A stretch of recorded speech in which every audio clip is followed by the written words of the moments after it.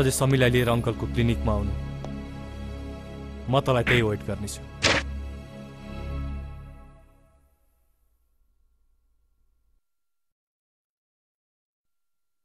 Operation गर्नै पर्छ।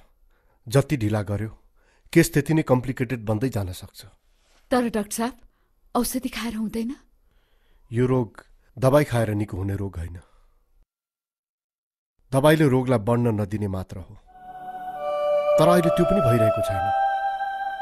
मुटुको रोग भएकोले जति सक्दो चाँडो अपरेसन गर्न म सजेस्ट गर्छु।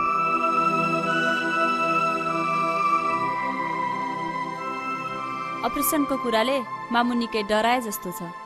केही हुँदैन, आजकल यस्तो अपरेसन नर्मल भइसकेको छ। डाक्टर साहब, अपरेसन पछि ठिक हुन्छ होइन? तपाईहरूलाई के कुरा लुकाउनु? ओपन हार्ट सर्जरी हो, चान्स 50-50 छ। हामीसँग यो बाहेक अर्को विकल्प पनि त छैन।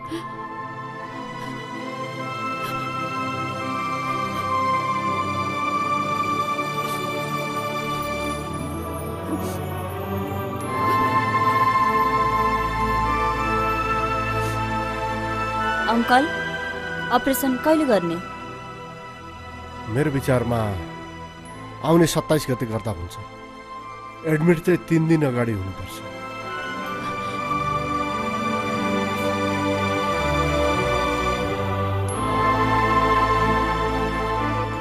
सास फेर्न अप्ठ्यारो भयो भने यसको प्रयोग गर्नु। 24 गते हस्पिटल जाने, 25 गते हस्पिटलमा बस्ने, 26 गते पनि हस्पिटलमा बस्ने, 27 गते अपरेसन।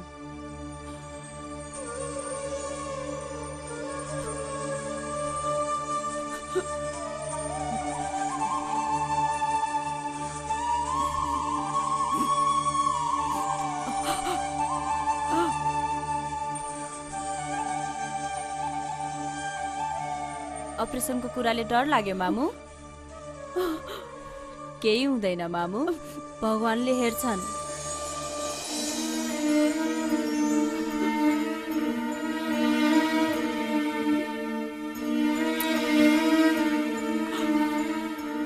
त्यही एउटा त आश छ।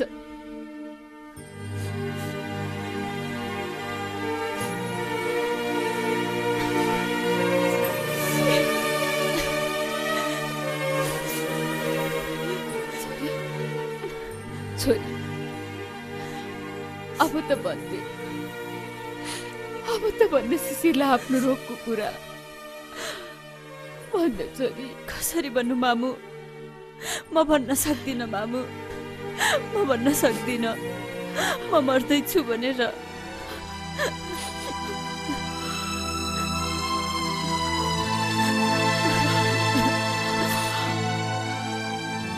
म माया गर्दिनँ भन्दा त उसको आँखाभरि आँसु आउँछ। जन्म मर्दैछु भन्ने थाहा पायो भने त तर ऊ जिउँदै मर्छ, ऊ जिउँदै मर्छ मामु।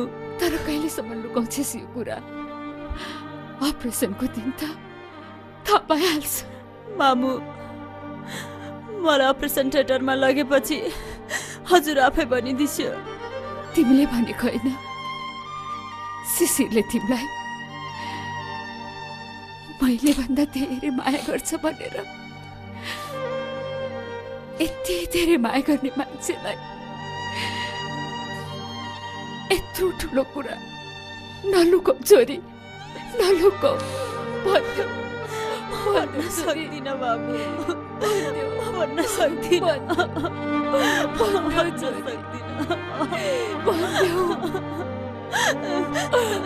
बाबा, भन्न सक्दिनँ।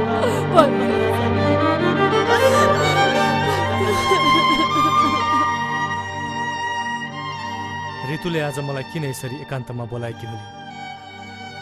आजभन्दा पहिले कहिले पनि उसले यसरी बोलाएकी थिइन। सायद पक्कै पनि आज उसले मलाई माया गर्छु भन्छ होली। एक्लै एक्लै कहाँ टोलाएर बसेको? म एक्लै कहाँ हुन्छु र? सधैँ ऋतुसँगै त हुन्छु नि। तिमी हुँदा पनि तिमी नहुँदा पनि। भन यसरी पार्कमा किन बोलाएकी? तिमीलाई धेरै दिनदेखि एउटा कुरा भन्न चाहेकी थिएँ, भन्न सकेकी थिइनँ। थ्याङ्क्स गड, आज भने यसले बसन्तेको नाम लिइन। भन न आफ्नो मनको कुरा। म कहिलेदेखि तिम्रो मनको कुरा सुन्ने प्रतीक्षामा थिएँ। मैले त आशै मारिसकेको थिएँ कि यो जन्ममा तिमीले मलाई मन पराउँछु भनेको सुन्न पाउँछु भनेर। प्लिज भन न ऋतु। ओ शिशिर, शिशिर, तँलाई जहिले पनि कराउनु पर्छ होइन मैले उठाउन? तँलाई जहिले ऋतुसँग रोमान्टिक मुडमा भएको बेलामा उठाउनु पर्छ?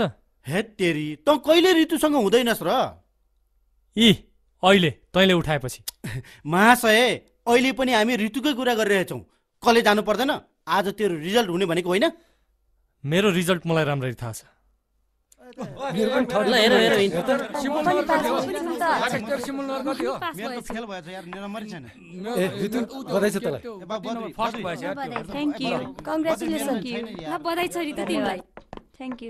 तैँले यसपालि पनि टप गरिस्।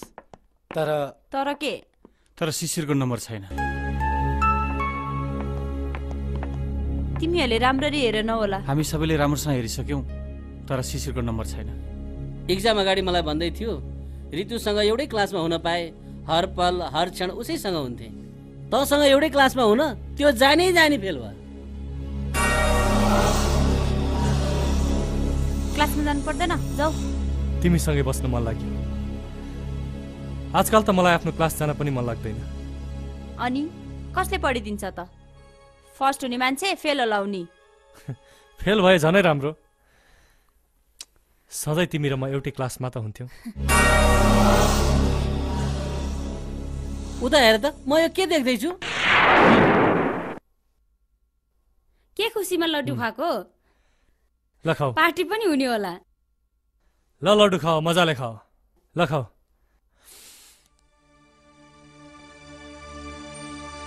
कसैले कसैलाई यति धेरै मन पराएको त मैले सिनेमा मात्र देखेको छु। ल खाऊ। त फेल भएर पनि लड्डु बाँड्दैछस्? एक्जाममा फेल भएर 1 इयर बर्बाद गरेर तिमी के प्रुफ गर्न चाहन्छौ? तिमी साइकोलोजीको स्टुडेन्ट भएर पनि आफ्नै मनोदशा थाहा रहेनछ। जाऊ, राम्रो साइकियाट्रिस्टका गएर आफ्नो दिमाग देखाऊ। आज बल्ल म एउटा कुरामा ढुक्क भएँ। मैले थाहा पाएँ कि तिमी मलाई कति मन पराउँदै रहेछौ भनेर। My foot. म अनि तिमीलाई माया गर्ने दिउँसै सपना नदेख। नरिसाउ न। ल लड्डु खाऊ। खानु छैन मलाई तिम्रो बर्बादीको लड्डु।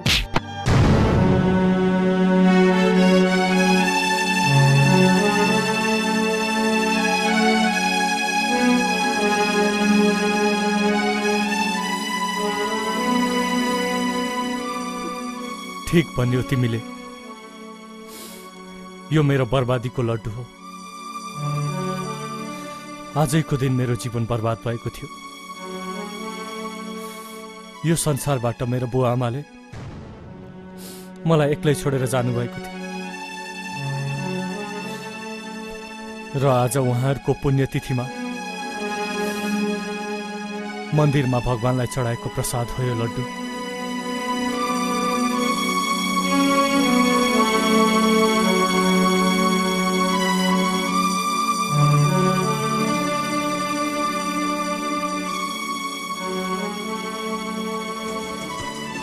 शिशिर, अनि तेरो रिजल्ट? प्रकाश, तँलाई थाहै छैन, I never second in my life. प्र्याक्टिकलको नम्बर नगएकोले मेरो रिजल्ट विथहेल्ड नसक्यो। बस भयो, अब केही पनि भन्नु पर्दैन। तिम्रो र बसन्तको बीचमा म कहिले पनि आउँदिन।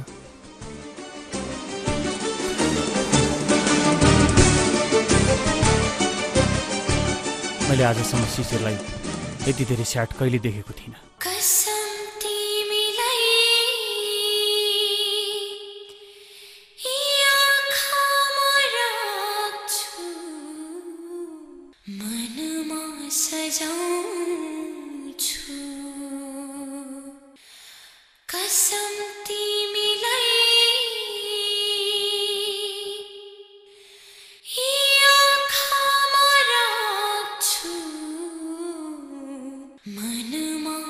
ऊ त्यहाँ पनि छैन? हामी जाने रेस्टुरेन्टमा हेऱ्यौ त? त्यहाँ पनि छैन रे, कहाँ गयो होला त? हुन्छ, मलाई फोन गर ल। मामु खै पनि छैन। यो सब मेरै कारणले भएको। तिमीले कुरै नबुझिकन उसँग यस्तो व्यवहार गर्नु हुँदैन थियो। मामु त्यो बेलामा सिचुएसनै त्यस्तो थियो, मैले आफूलाई कन्ट्रोलै गर्न सकिनँ। हो गड, मैले के गरेँ? तिमी नआत्तिउ न, ऊ आइहाल्छ नि। ऊ आउँदैन मामु, ऊ गयो। ऊ आउँछ। मेरो र बसन्तको बीचमा कहिले आउँदिन भनेर। ऊ आउँछ भनेको तिमी ऊ नआत्तिउ न। आउँदैन मामु। आउँछ, मलाई विश्वास छ ऊ आउँछ। ऊ आयो, मैले भनेको होइन? आए कि आएन, जाऊ ढोका खोला। तर उसलाई केही नभन्नु नि, म सम्झाउँछु उसलाई। जाऊ, केही नभन्नु उसलाई, म सम्झाउँछु। जाऊ ढोका खोला।